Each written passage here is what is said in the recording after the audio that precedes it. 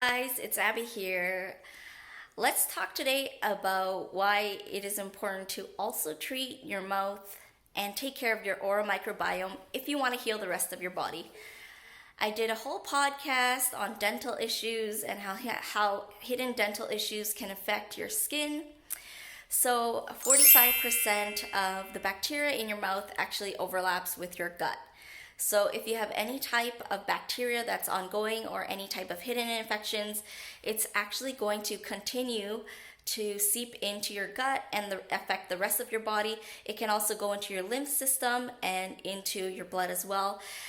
Check out the podcast I did with Dr. Kelly Blodgett. He actually shared that when he removes certain infections or even certain silver fillings from people's mouths, he actually has seen cases where his patients have cleared up their eczema within a week of removing things that were irritating their skin that was actually found in their mouth.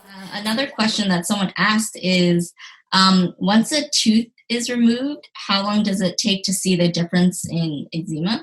And I know everyone's going to be different, but from your personal experience, how long has it taken to see symptoms disappear? Yeah, no, great question. What I can share is the stories of our patients, right? Because as you mentioned, the variance there can be significant.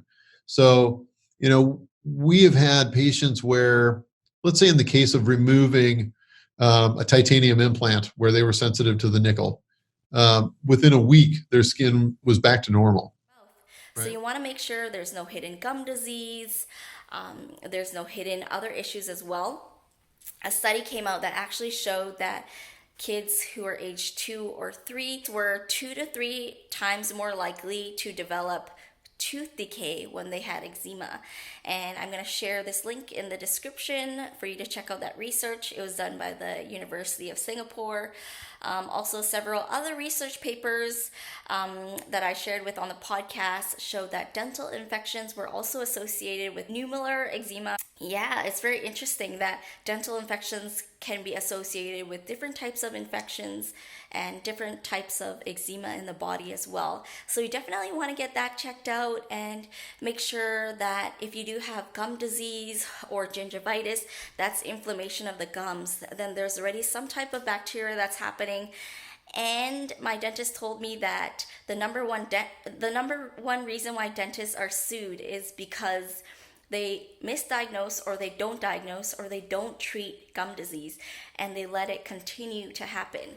So when that happens, the bacteria continues to go in the body, continues to inflame and infect the gums and the teeth as well. So you definitely want to check out and keep your oral microbiome in check, and that's why it's important to do regular dental cleaning as well. I know they say every 6 months, but if you have any dental issues like gum disease or gingivitis, you may need to do it every 3 months. I'm not a dental expert, but I have talked to dental experts like the naturopathic dentist who is on my podcast, Dr. Kelly Blodgett, and I learned a lot from him, and I follow a ton of other functional dentists.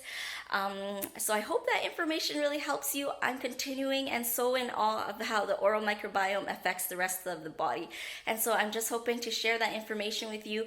I have a ton of other research links that I'll post in the description on how oral microbiome affects the rest of your body. So I hope that information helps, and I hope you learned something today.